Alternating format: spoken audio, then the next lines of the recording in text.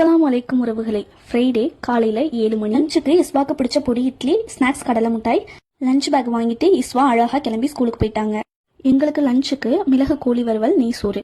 Chicken நல்லா கழுவிட்டு குக்கரில் 1 டேபிள் ஸ்பூன் மஞ்சள் தூள், 1 வெங்காயம், 1 ஸ்பூன் இஞ்சி பூண்டு, தேவையான அளவு உப்பு, கொஞ்சம் மிளகுத்தூள் சேர்த்து 1 விசில் விட்டு ஆஃப் பண்ணிட்டு இந்த பக்கம் நெய் சோறுக்கு தாளிச்சு விட்டுட்டு இருந்தேன். எப்பவுமே நெய் சோறு செய்யும் போது தண்ணிக்கு ஈக்குவலாக தேங்காய் பால் ஊற்றணும். அப்போ ரொம்ப நல்லா இருக்கும் சாப்பாடு.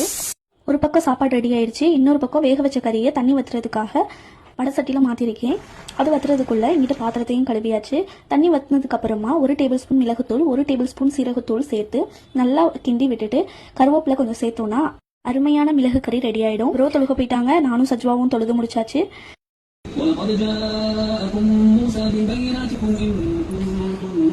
எல்லாருமே திருப்தியாக சாப்பிட்டோம். எனக்கான எனர்ஜி பூஸ்டர்ஸையும் இன்னைக்கு நான் எடுத்துக்கிட்டேன். ரெஸ்ட் எடுத்துட்டு இன்னைக்கு கொஞ்சம் வெளியே வேலை இருந்துச்சு. ப்ரோக்கு இன்னைக்கு லீவு. ஸோ வெளியே கிளம்பிட்டோம். பாய். அஸ்ஸலாமு அலைக்கும்.